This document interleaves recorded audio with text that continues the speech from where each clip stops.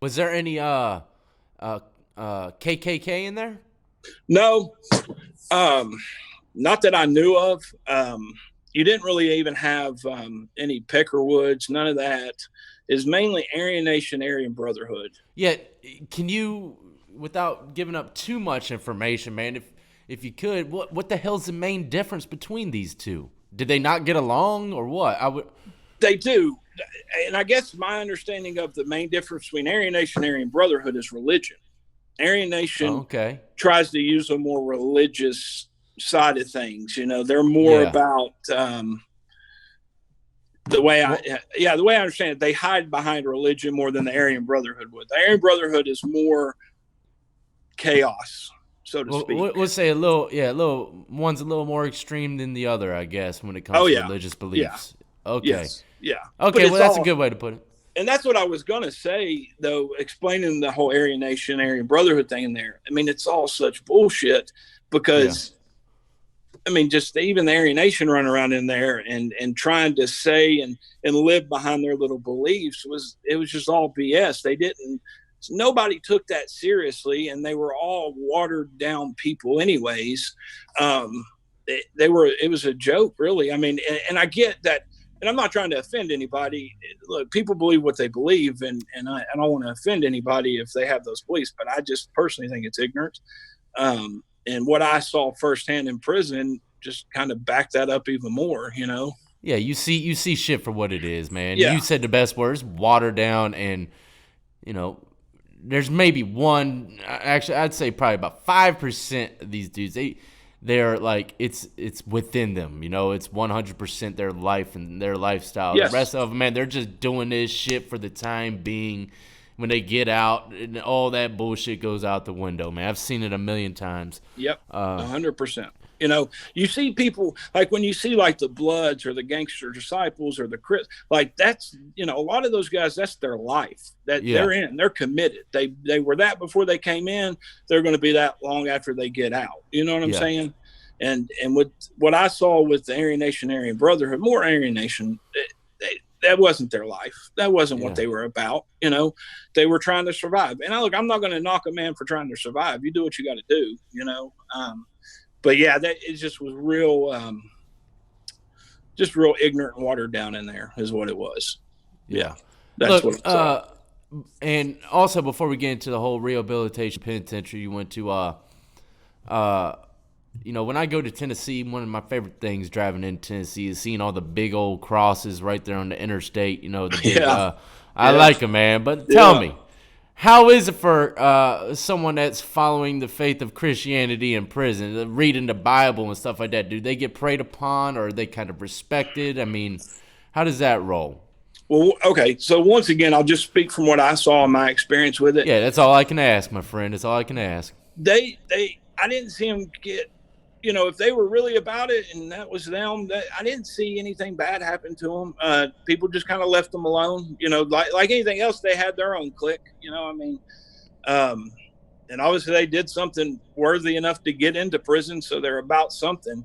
Yeah, Um, so I didn't see them have any trouble. You know, there's an exception here or there where somebody stepped out of line and, you know, probably got their head cracked, but I didn't see them have any problems. I really didn't. yeah. You know. Okay. Yeah, I spoke about that too. A lot of people, man, if you are 100% into the Bible and that's what you do, a lot of guys, man, even the gang members and stuff like that, even though they've been doing this stuff on the streets, a lot of them, the majority of people, they were raised in that faith and they had that kind of respect for it, maybe because their Yeah. parents did it, their grandparents did it, and deep down they might want to do it. You know what I mean? They might want to open up that Bible, if they wanted to, but they're afraid to be judged or something like that. But they are respected if you are about it 100%. Where I'm from, they're left alone. You know what I Yeah. mean? Yeah. But just like anything else, you did have the ones that get that jailhouse religion, and they got Jesus for the stay, and that shows too. And people don't respect that. No, sir. No, they do not, and that is very true, man. It's just like the gangs. They join it to survive, or and they're doing this whole religious thing to survive mentally, you know, probably to help with their anxiety, and then when they get out, they just kick it to the wayside, you know. Yeah, right back at it, you know. You know, that's how it goes, man. Let's see here. I, What you know, about what did they segregate anybody like people that were was there any booty bandits in Tennessee, man? People sexual predators? there wasn't anybody trying to do that to people because there was too many willing participants. I mean, Okay, so those guys swinging that way were just roaming freely in the pod. oh, 100%. Look, Yeah. there's this one. I won't name any names, but there was this one inmate, and he looked just like a she, and I mean that's kind of what he. I bet he was getting all the show in town, huh? He had an old man. He did. I bet that old man was trying to beat them all off with a bat, boy. Hey, this guy was huge. He was a big dude. Yeah. Just big muscle bound guy, just huge. But yeah, you hear things, and of course you don't know it 100%. I mean, if I didn't see it with my own two eyes, I don't know. But you hear things, and you can put pieces together. But yeah, people got, there's a lot of that gay for the stay stuff. Yeah, for sure going on, and people. So yeah, I didn't see or hear about anybody trying to take anything from anybody, just because I don't think they had to. It was readily available for some people. So yeah. Which I don't. It sounds a lot like Virginia, man. You know, yeah. And they're not too far apart, so I can understand that. And a lot of other states. Yeah. But in some states they would never see stuff like that. No. Big guy wifing up the little guy. And right. You ain't gonna see that in a lot of states, especially out west, from what I hear. But it happens, it happens, and it's not a myth. It's still going on to this day. They're holding little prison weddings out there in the yard for their 100%. Little boy and whatever, and it is what it is. But all right, man. So let's move. You said you got transferred to a rehab kind of prison, correct? Well, it was within the same prison. It's just a different pod. Oh, different pod. Okay. Yeah. It's called JUnit, and that was kind of the programs, the particular program I was in was called Lifeline.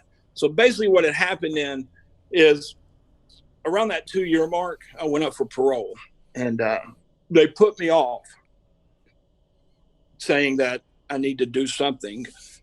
And they recommended that Lifeline program. Well, that Lifeline program's a year program.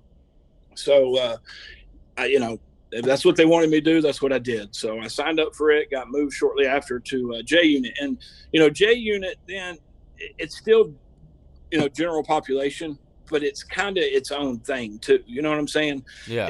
It's kind of tucked off in the back. And I mean, you still go to yard and chow just like you would with everybody else, but you're programming, whereas if you're in another pod, you don't really have too many killers in there roaming around, Not too many, no. I got when I got in that pod, the cellie that I met up with, and that was my cellie for the duration, he had been there for 20 years at that point for murder.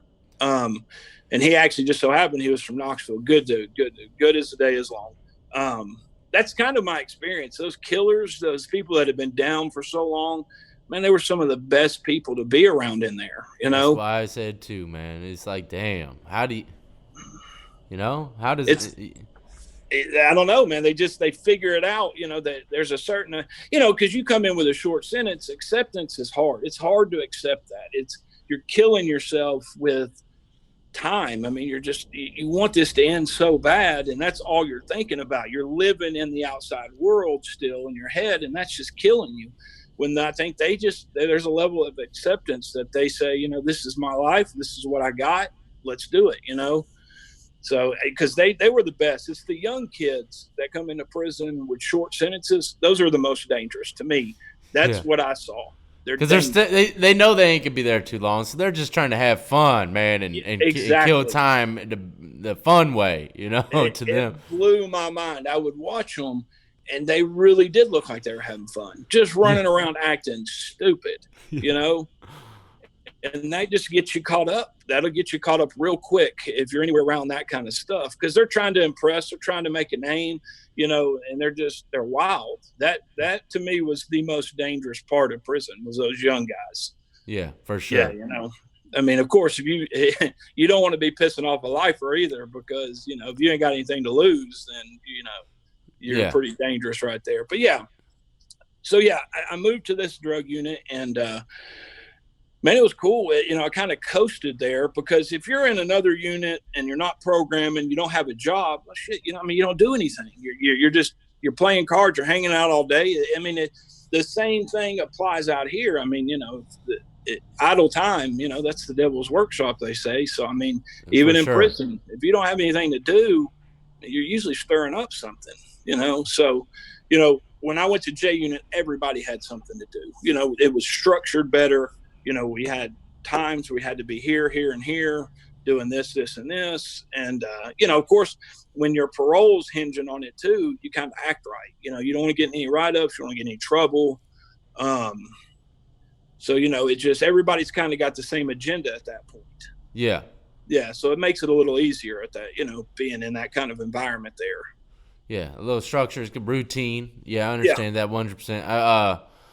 What about tattooing? You get any tattoos in there? I see you got some tattoos. Did you get any in penitentiary? Yeah. I've got some. That was probably the only iffy thing I did once I got to that unit is. I was about to ask you if you ever smoked a J in prison, man. I did. There we go. Those are only two things I really were gonna ask.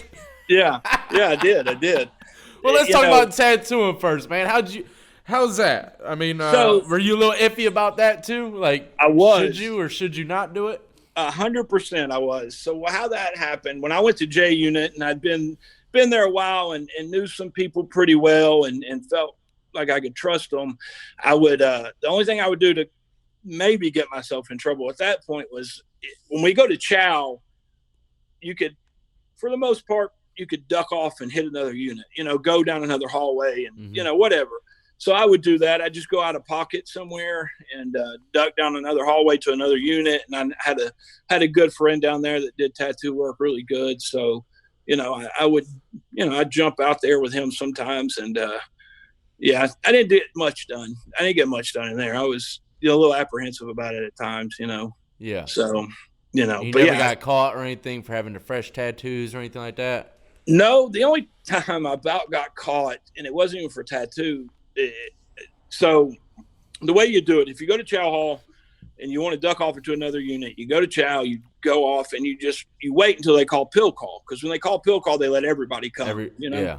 So that's what I did. I ducked off in the unit, and man, it's starting to get late. And I'm like, damn, call pill call yet? I'm stuck. I'm on the other side of the prison, Yeah. And I'm like waiting for this pill call, and they never call it. So I'm like, okay, I got two options here. Slumber party. Until they figure it out. Yeah. I sit here until they figure it out, or I just get real honest. Yeah. So I go up to the Sally port. I tap on the window. I'm like, look, this is not my unit. I'm not supposed to be here. Y'all are not calling pill call. What do you want me to do? And the lady, the guard there, she's a young lady. She's like, I'm going to open this door. Once you leave this unit, it ain't on me, So she opened the door. I stroll back to my pod, hit the button. They let me in. Everything's cool. And then our guard comes around. He's like, where the hell have you been? It's like, what are you talking about? Where have I been? I've been here the whole time. He's like, I've been looking up. I was like, I was under the bunk. What do you want me to tell you? You didn't look under there, did you? He's like, man, where were you at? I was like, you see me right here. Did you catch me anywhere else? He's like, I'm going to get you one day. I was under the bunk playing chess with my cellmate, man.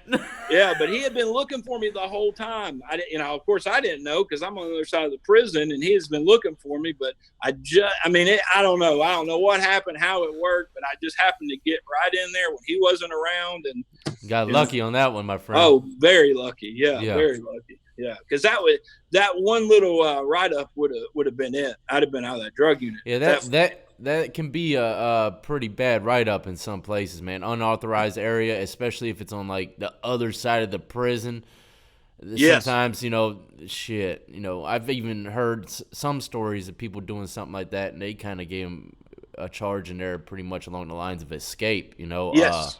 So it can be very serious, ladies and gentlemen. I wouldn't recommend anyone block jumping in the No, don't do penitentiary, it. man, because you could get trapped up. But, all right, now this is what I'm really wondering about, man. Yeah. How was that first doobie in prison, man? Oh man. Well, look.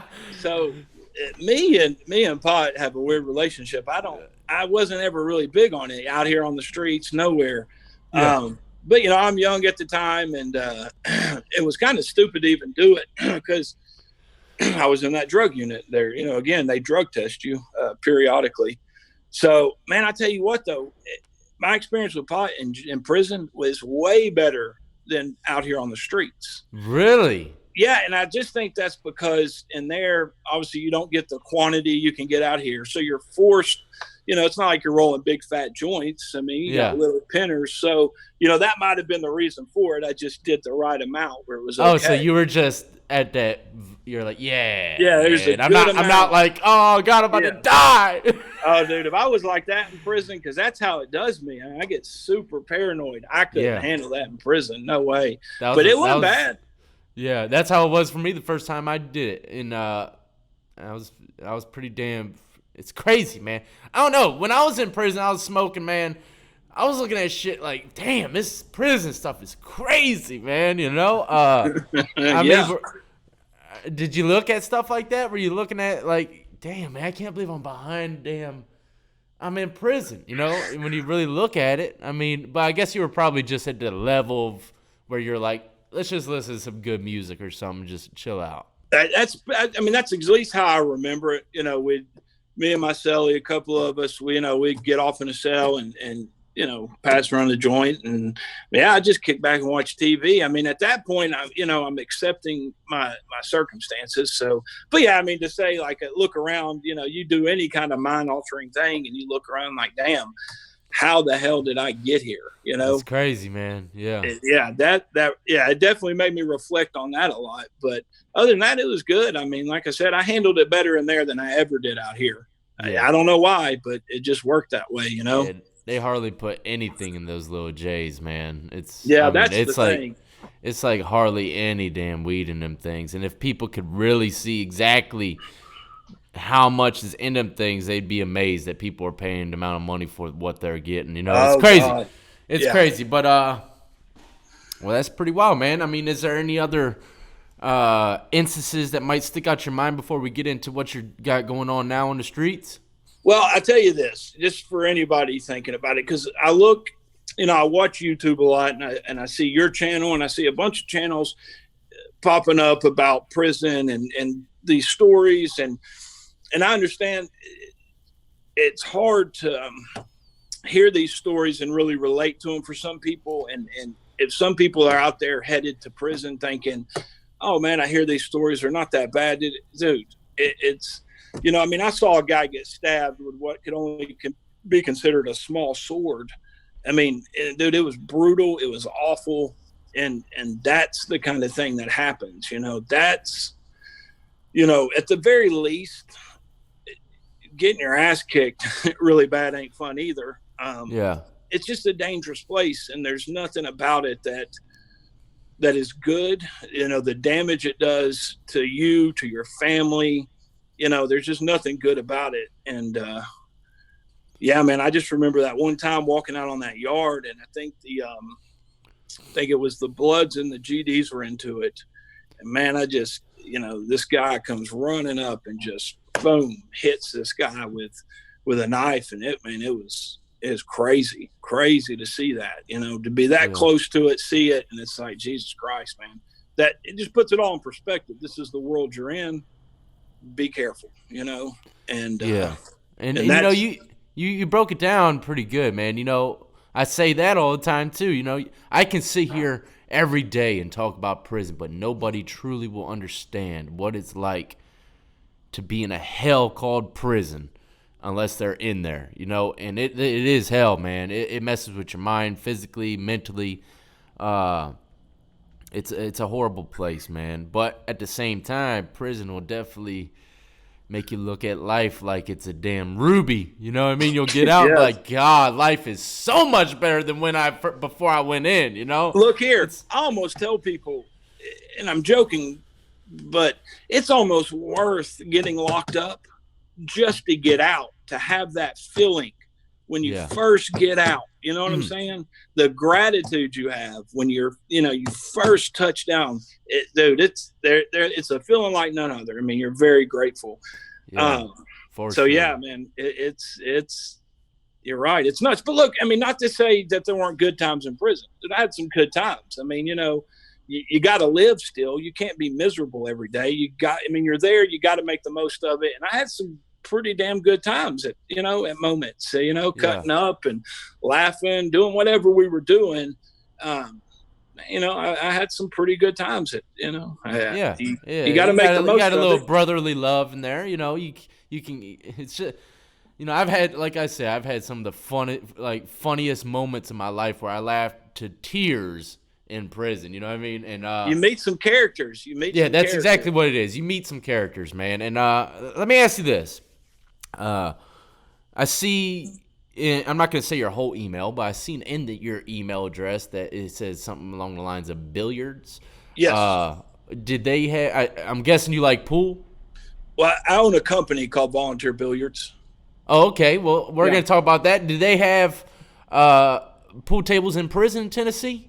Not the ones out. Well, okay. I never saw one, but I know they had one at the annex in West Tennessee. So if you're minimum security, they've got like a farm out there where you're not even behind gates. You're kind of just working in the free world. And yeah, they had a pool table, ping pong table there. Yeah. So Yeah. I mean, if you're minimum, some places have it. Yeah.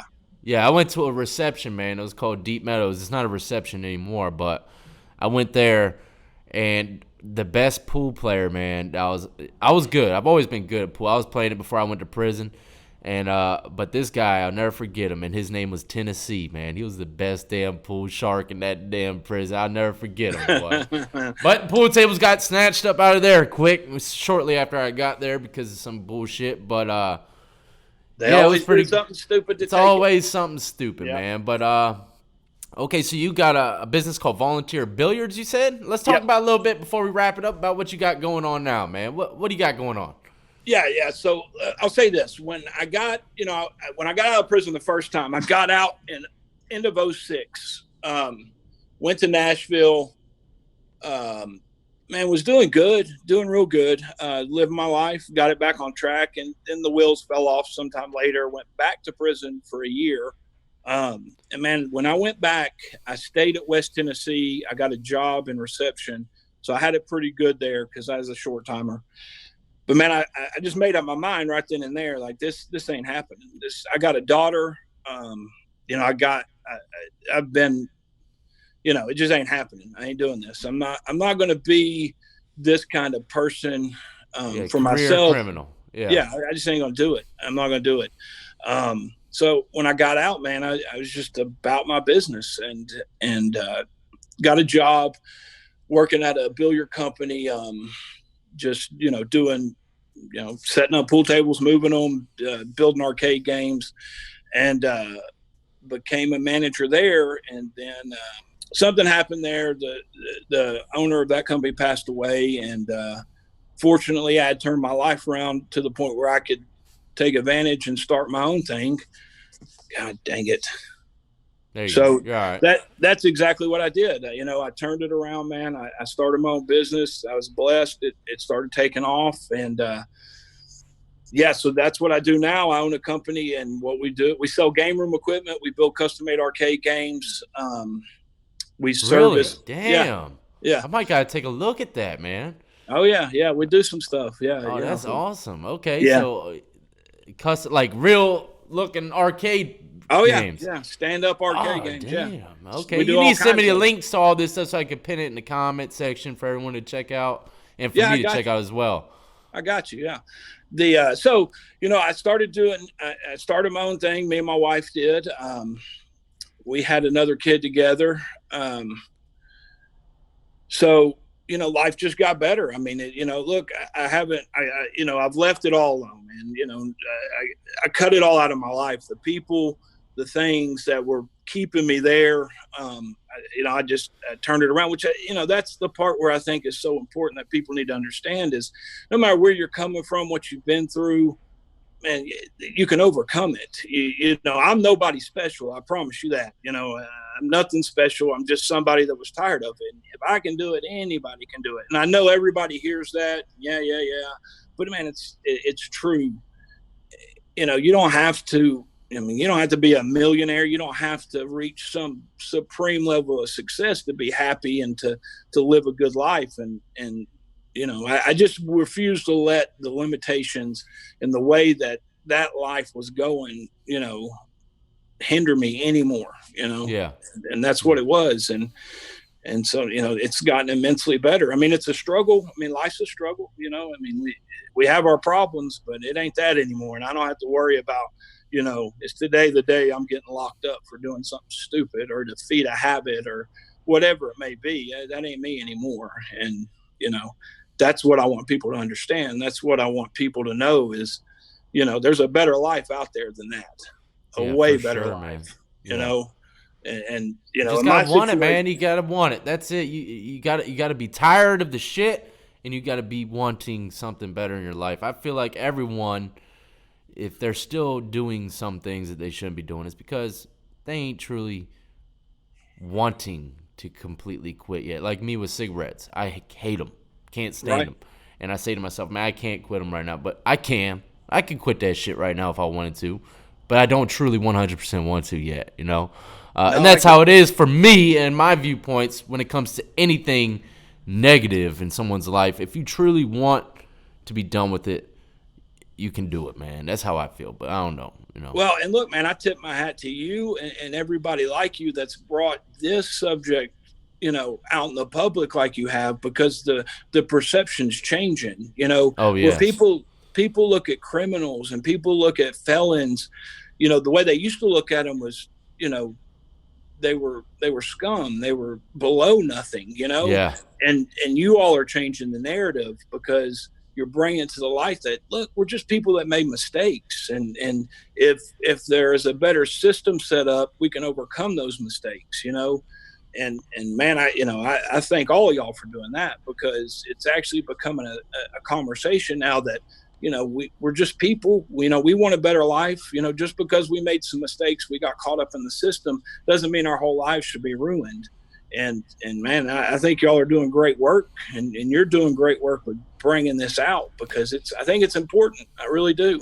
Yeah. And, thank you, man. And, I think what's great about these interviews that I do, not only can people learn a little bit about the system of the state that they're living in, but also, I've had guys on here that come on and tell their story, and they look like, convicts. They look like they're probably still in the mix. Who knows? But I do have guys also, such as yourself, that come on, and you wouldn't, if you were to walk past you on the street, you wouldn't think that you've been done penitentiary and all that stuff. Me, in my eyes, I wouldn't say, oh, that guy's been in prison. Maybe if I'd seen the tats, but if they were completely covered, you're walking down the street, I wouldn't think that. So, anyone, there's, the justice system doesn't discriminate, man. They're locking people up of all ethnicities, and they, a lot of these guys, they're not really full-fledged criminals. They just did some crazy, stupid stuff, and anybody could be someone that was a felon. We are people, we have families, and a lot of us are turning our lives around, man. And that's what people are starting to see, like you said, through these interviews and stuff like that there's some good ex-convicts out there, man, 100%. The problem, too, not to get political or anything, it's just once you're in that system and you come out of it, that system has their foot on your neck at all times. It's just not set up for success. And that's what's important here. And I think it's so important what you're doing, because, like I said, it does change the narrative, and it shows people that, there is second chances, and there is remorse, and there is turning it around. And as that goes further and further, I do believe there'll be changes in the way, employers hire people, in the way, some laws might change about whatever it may be, voting, or, I'm not saying go give every convict their gun back, but, the narrative needs to shift, and convicts need a chance, Yeah, for sure. Yeah. For sure. Well, let me ask you this, man. One more question before we leave on out. Yeah. Your arcade panels. Yeah. Look, I'm a gamer, man. Look, I gotta ask you something. I know. All right. What if someone wants them out of state? Do you ship them out of state? Yeah, 100%. Yeah. Okay. And what would you say is the typical price on just a basic arcade panel? Well, not to give out too much information, because it varies, I'm sure. It does vary. Let's say your cheapest. Let's say your cheapest kind of whatever you got going on. For base level, you're looking around $1,175. Okay. Yeah. I might be able to do that. So you ever ask people, say, hey, can you put a PS4 into an arcade box? Nobody's ever asked me that. What I mainly do is multicades. I'm in the 80s, like a bunch games. Of Pac-Man and all the multiple like games and stuff like that. Yeah. Now there's other areas, other things I can do, and that might be a better conversation to have off air. But there's just a lot I can do. I can custom build them. So I build everything at the shop in house. So we can make different things. It doesn't have to be one set model and that's it. I personalize them for people. I've made all sorts of games that people put their own twist on, with the graphics and the colors and things like that. I bet a lot of vacation spots hit you up, man. Well, that's a 90% of our work is Gatlinburg, Pigeon Forge. I was about to say that damn Gatlinburg, boy. Every damn cabin I was in, they have arcade channels. Probably made by you. Who knows? There's a good chance. We do work. That's for cool, man. Yeah, we do work for just about every major cabin rental company up there. So, yeah, chances are if you've been in a cabin, you've touched a pool table we've recovered, or a game we've built or worked on or something. Yeah. Definitely. That's excellent, man. And you are the owner of this business, correct? Yep. My wife and myself own it. Yep. That's amazing, man. Well, look, like I said, send me all the links to all this stuff that you want me to put out there for people to see and for myself as well. And look, I appreciate you coming on to the show, and just keep doing what you're doing, man. You got your life on track now. Just don't fall back into nothing crazy. You know what I mean? No, I ain't gonna do it. I don't think you ever will, but I gotta say that. No. It's good looking out, man. I got people that rely on me. I got a great family, great kids, wonderful wife. So I'm gonna keep it on track. But yeah, man, I appreciate you letting me do this. I appreciate what you do, and you keep on doing that.